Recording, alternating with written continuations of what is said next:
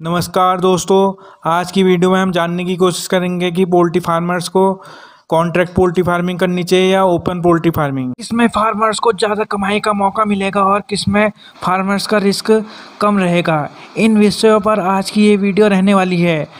तो अभी तक आपने मेरे चैनल को सब्सक्राइब नहीं किया है तो जल्दी से जाकर मेरे चैनल को सब्सक्राइब कर लो और नई नई जानकारी आपको आती रहे तो बेल आइकन को भी प्रेस कर दो। तो चलिए शुरू करते हैं वीडियो को।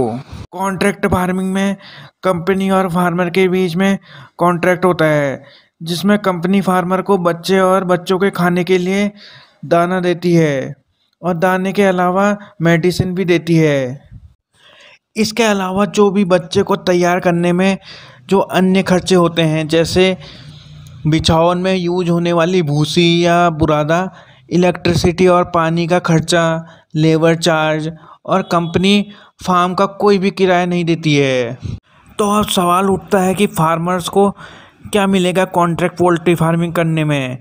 तो कंपनी फार्मर्स को ग्रोइंग चार्जेस देती है तैयार बच्चे में। ये तैयार बच्चा भी कंपनी ही बेचती है। फार्मर को बच्चे सेल करने की परमिशन नहीं होती है, ये कंपनी पहले ही कॉन्ट्रैक्ट में लिख लेती है। अब कंपनी कितना ग्रोइंग चार्ज देती है इस और ध्यान दे तो हर कंपनी के अलग अलग चार्जेस होते हैं। ये 8 रुपये केजी से लेके 12 रुपये तक होते हैं। साथ में कुछ इंसेंटिव भी कंपनी द्वारा दिया जाता है। सभी कंपनी इंसेंटिव नहीं देती हैं, मगर कुछ बड़ी कंपनियां इंसेंटिव दे रही हैं, जिसमें सगुना, आईबी और वेंकीज जैसे नाम हैं। ग्रोइंग चार्जेस बच्चे की परफॉर्मेंस पे ही डिपेंड करता है। जितना आपका पोल्ट्री का एफसीआर कम होगा उतना ही ज़्यादा आपको ग्रोइंग चार्ज मिलेगा।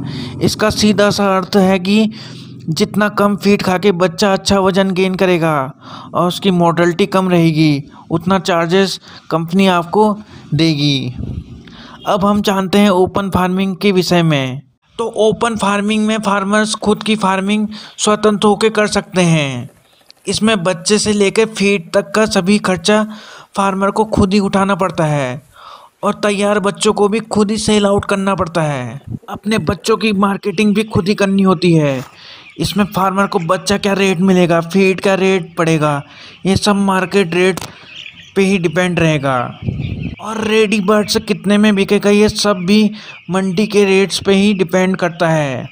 कहा जाए तो ओपन फार्मिंग में फार्मर्स खुद का निर्णय स्वयं ले सकता है।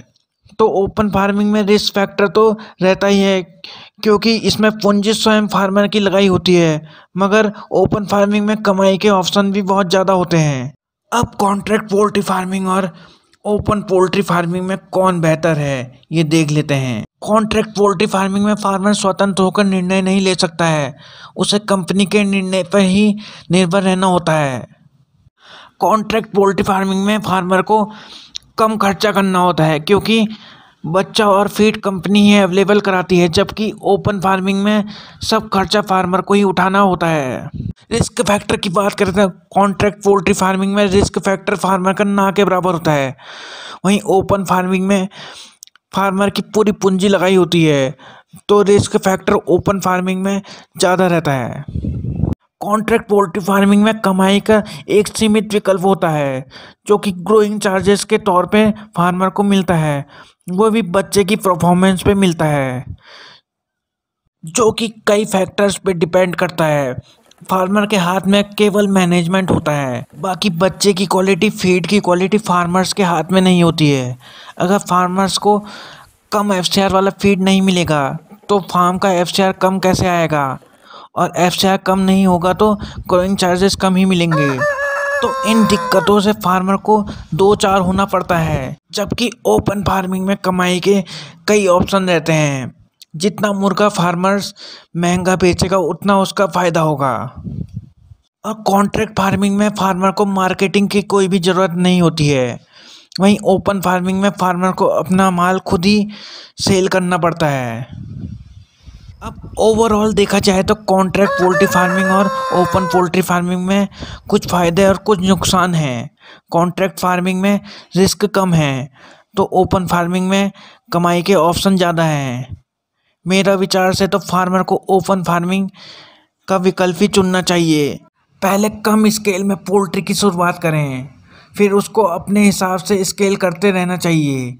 अपना काम अपना ही होता है, कंपनी के चक्कर में ना ही पड़ा जाए तो बेहतर रहेगा।